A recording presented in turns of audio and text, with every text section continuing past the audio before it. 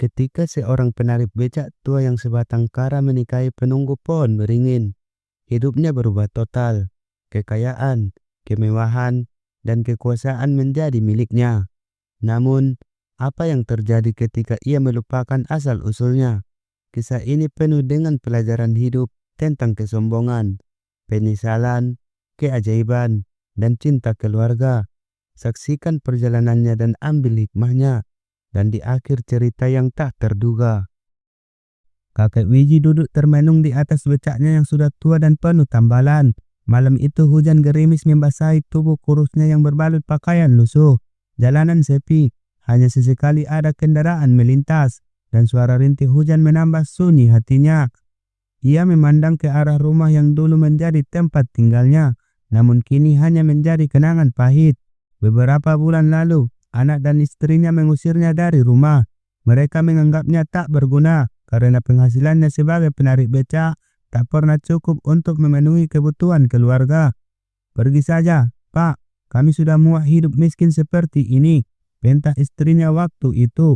Sementara anak-anaknya hanya berdiri diam, tak berani membelanya. Hati Wiji hancur, tetapi ia tak melawan. Dengan berlinang air mata, ia pergi meninggalkan rumah yang selama ini ia perjuangkan dengan keringatnya. Setelah diusir, kakek Wiji menemukan tempat berteduh di bawah pohon beringin besar di pinggiran kuburan. Pohon itu berdiri kokoh, akarnya menjalar ke segala arah, seolah memeluk tanah yang penuh misteri. Di sanalah ia tinggal, tidur beralaskan kardus dan beratap langit. Setiap malam, ia terjaga karena dinginnya udara dan suara-suara aneh dari kuburan. Namun, Wiji tetap menjalani hidupnya. Ia terus menarik becak meskipun penghasilannya tak seberapa. Beberapa orang yang iba padanya sering memberinya makanan atau uang lebih, tetapi itu pun hanya cukup untuk bertahan hidup sehari. Di hatinya, Wiji selalu berdoa agar keluarganya memaafkannya dan menerima dirinya kembali. Namun, hingga berbulan-bulan berlalu, tak ada satupun dari mereka yang mencarinya. Suatu malam, ketika Wiji baru saja pulang dari menarik becak, ia merasakan sesuatu yang aneh. Angin berhembus dingin dan suasana di sekitar pohon beringin menjadi sunyi senyap. Tiba-tiba, muncul seorang wanita cantik dengan rambut panjang terurai, mengenakan pakaian putih yang bersinar lembut di bawah sinar rembulan. Wiji terkejut, tetapi ia tak bisa mengalihkan pandangannya dari wanita itu. "Jangan takut, Pak Wiji," kata wanita itu dengan suara lembut. "Aku sudah lama memperhatikanmu. Aku tahu kau adalah orang yang baik, tetapi nasibmu tak berpihak padamu."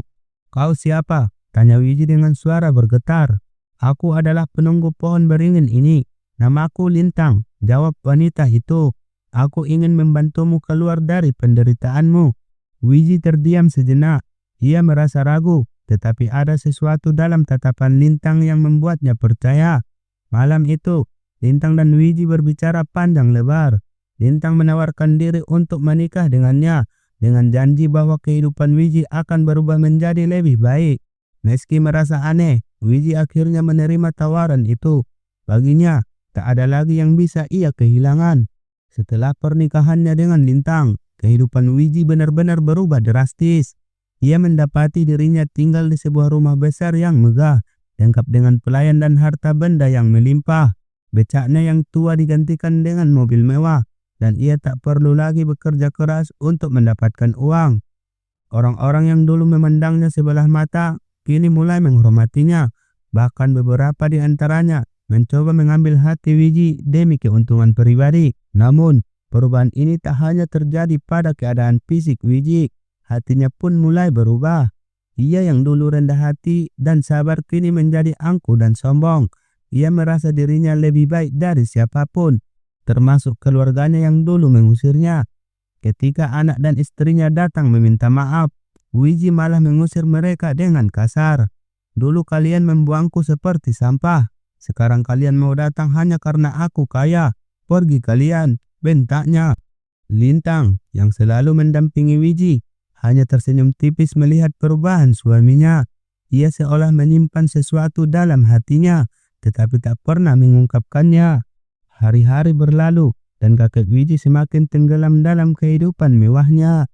Ia membangun rumah besar dengan pilar-pilar megah di tengah kota, menggantikan becaknya dengan mobil sport dan berpakaian mahal. Setiap hari, pesta-pesta digelar di rumahnya.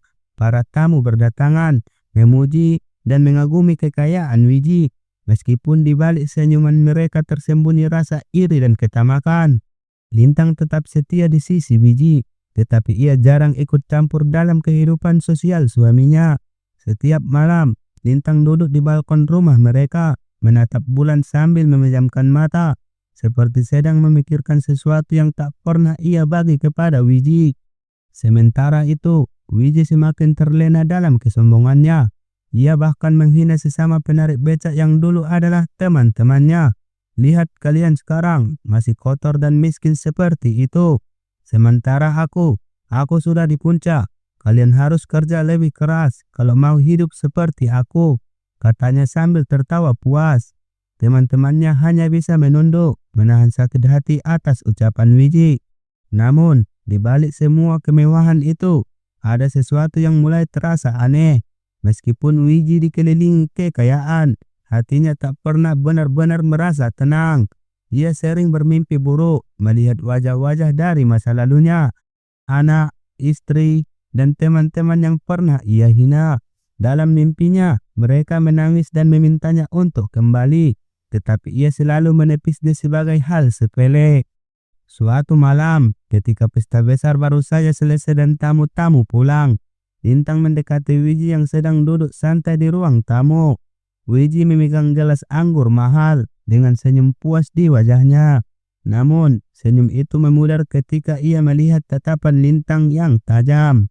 "Pak Wiji," kata Lintang dengan suara dingin, "kau sudah mendapatkan apa yang kau inginkan, kekayaan, penghormatan, dan kemewahan. Tapi, apakah kau bahagia?" Wiji mengerutkan kening. "Tentu saja aku bahagia. Lihat hidupku sekarang, siapa yang tak ingin hidup seperti ini?" Lintang menggeleng pelan. "Bahagia yang kau rasakan hanyalah sementara. Kau telah melupakan akar kehidupanmu, dan yang lebih parah, kau telah melupakan rasa syukur. Kau menghina orang-orang yang dulu pernah berjalan di jalan yang sama denganmu." Wiji tertawa kecil, menepis kata-kata Lintang. "Apa pedulimu? Kau yang memberiku semua ini. Lintang, jangan ceramah padaku." Lintang hanya tersenyum tipis, tetapi ada sesuatu yang berubah dalam sorot matanya. "Baiklah, Wiji, tapi ingat, segala sesuatu di dunia ini ada balasannya, dan waktunya tidak akan lama lagi." Setelah mengatakan itu, Lintang pergi meninggalkan Wiji yang kini terdiam, meskipun ia mencoba meyakinkan dirinya bahwa peringatan itu hanyalah angin lalu. Hari-hari berikutnya, Wiji mulai mengalami hal-hal ganjil. Para pelayannya tiba-tiba berhenti bekerja tanpa alasan yang jelas. Beberapa tamunya yang dulu selalu memujinya mulai menjauh. Bahkan, bisnis dan aset-aset yang ia kelola tiba-tiba mengalami kerugian besar. Dalam waktu singkat, semua kekayaan yang ia miliki mulai lenyap, seperti pasir yang tersapu angin. Wiji, yang tak pernah lagi menyentuh becaknya selama bertahun-tahun, tiba-tiba merasa kehilangan pegangan. Ia kembali ke rumahnya yang kini kosong, tanpa pelayan, tanpa teman, tanpa Lintang. Pohon beringin yang dulu menjadi tempat tinggalnya pun tampak dari kejauhan, seolah memanggilnya kembali ke akar kehidupannya. Suatu malam, dalam keputusasaannya, Wiji berjalan kaki ke pohon beringin itu. Di bawah cahaya bulan, ia duduk di akar pohon yang dulu menjadi rumahnya. Hatinya berat, penuh penyesalan atas kesombongan dan sikapnya selama ini. Tiba-tiba, suara lembut Lintang terdengar dari belakangnya. "Apa kau sudah sadar, Wiji?" Wiji berbalik dan melihat Lintang berdiri di sana, sama cantiknya seperti pertama kali ia bertemu. Tetapi kali ini, ada aura dingin dan menyeramkan yang melingkupi dirinya. Aku menyesal, Lintang," kata Wiji. Air mata mengalir di pipinya. "Aku telah salah. Aku telah menyia-nyiakan kebaikanmu dan melupakan siapa diriku sebenarnya." Lintang mendekat, wajahnya tanpa ekspresi. "Aku memberimu kekayaan bukan untuk membuatmu sombong. Aku memberimu kehidupan yang lebih baik agar kau bisa menjadi manusia yang lebih bijaksana. tetapi kau malah menghancurkan dirimu sendiri. Wiji jatuh berlutut di depan Lintang. Aku mohon, berilah aku kesempatan lagi. Aku akan berubah. Aku akan memperbaiki segalanya. Lintang menatap Wiji dengan mata yang dingin, lalu tersenyum tipis. Kehidupan ini selalu punya cara untuk mengajarkan pelajaran kepada manusia, tetapi tidak semua pelajaran bisa diulang. Lintang berdiri di hadapan Wiji. Siluet tubuhnya tampak memancarkan cahaya yang tak lagi hangat seperti dulu. Angin malam yang dingin berhembus di sekitar pohon beringin, membuat suasana terasa mencekam. Wiji menggigil, entah karena dingin atau rasa takut yang mulai merayapi dirinya. Aku pernah memberimu kesempatan, Wiji, kata Lintang dengan suara yang terdengar seperti gema. Tapi kau menyalahgunakannya. Kau tak hanya melukai orang lain, tetapi juga dirimu sendiri. Wiji menangis terseduh-seduh, wajahnya terbenam di tanah. Aku mohon, Lintang, aku benar-benar menyesal. Aku akan berubah. Aku akan kembali hidup sederhana. Kumohon, jangan tinggalkan aku seperti ini. Lintang memandang Wiji dengan mata yang penuh campur rasa iba dan kekecewaan. Namun, ia tetap tegar. Kau telah melupakan pelajaran terbesar dalam hidup ini, Wiji, bahwa kekayaan sejati bukanlah harta benda, melainkan hati yang penuh syukur dan kasih. Aku tidak bisa mengembalikan apa yang sudah terjadi, tapi aku akan memberimu pelajaran terakhir. Tiba-tiba, tubuh Lintang mulai memudar, berubah menjadi asap putih yang perlahan menyatu dengan pohon beringin. Angin bertiup semakin kencang, dan suara Lintang terdengar untuk terakhir kalinya. Mulai sekarang, kau akan kembali ke tempat di mana semuanya dimulai, dan di sana kau akan belajar untuk menemukan kembali siapa dirimu sebenarnya. Ketika Wiji membuka matanya, ia mendapati dirinya duduk di bawah pohon beringin dengan becak tuanya yang terparkir di dekatnya. Rumah mewah, pelayan, dan mobil sport yang dulu ia miliki telah lenyap tanpa jejak. Ia kembali mengenakan pakaian lusuh, dan perutnya terasa kosong seperti hari-hari sulit yang dulu ia alami. Namun, ada yang berbeda kali ini. Meskipun keadaannya kembali seperti semula, Wiji merasa ada sesuatu yang tumbuh di dalam hatinya. Rasa kesadaran dan keinginan untuk memperbaiki semuanya. Ia menghela napas panjang dan berdiri, menatap becaknya dengan mata yang basah. Semuanya harus dimulai dari awal lagi, gumamnya pelan. Hari-hari berikutnya, Wiji kembali menjalani hidup sebagai penarik becak. Ia bekerja keras, tetapi kali ini dengan sikap yang berbeda. Ia tak lagi mengeluh atau menyalahkan takdir. Ia mulai membantu sesama penarik becak, membagikan makanan atau sekedar mendengar keluh kesah mereka. Keberadaannya mulai dihormati, dan orang-orang di sekitarnya merasa bahwa Wiji yang dulu telah kembali. Wiji yang rendah hati dan penuh kebaikan. Suatu hari, ketika Wiji sedang menunggu penumpang di tepi jalan, ia melihat seorang wanita tua berjalan terhuyung-huyung membawa kantong belanjaan yang berat. Wanita itu tampak kelelahan, dan Wiji segera turun dari becaknya untuk membantu. Ketika wanita itu mengangkat wajahnya, Wiji terkejut. Itu adalah istrinya, perempuan yang dulu mengusirnya dari rumah. Wajahnya tampak jauh lebih tua dan lelah daripada yang ia ingat. "Bu," panggil Wiji dengan suara lirih. Istrinya tertegun, matanya membesar saat mengenali Wiji. Air mata segera membasahi pipinya. "Pak, benarkah ini kau? Aku tidak tahu harus berkata apa." Keduanya terdiam sejenak, saling memandang dengan penuh emosi. Akhirnya, istrinya menangis sambil memegang tangan Wiji. "Aku minta maaf, Pak.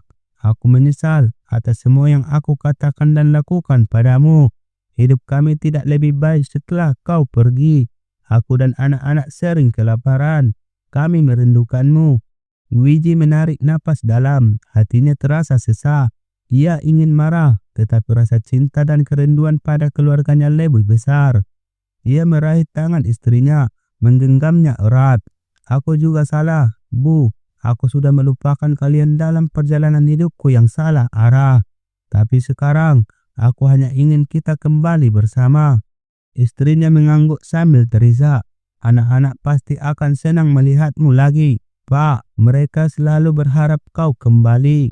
Wiji akhirnya kembali ke rumah yang pernah ia tinggalkan. Meskipun rumah itu kini jauh lebih sederhana. Dengan penghasilannya sebagai penarik beca, ia perlahan membangun kembali kehidupan keluarganya. Kali ini, ia menjalani semuanya dengan hati yang lapang dan penuh syukur. Namun, Wiji tak pernah melupakan Lintang. Setiap malam, ia menyempatkan diri untuk mengunjungi pohon beringin, membawa bunga sebagai tanda terima kasih. Di hatinya, ia tahu bahwa tanpa kehadiran Lintang, ia mungkin tak akan pernah menemukan kembali jalan yang benar dalam hidupnya.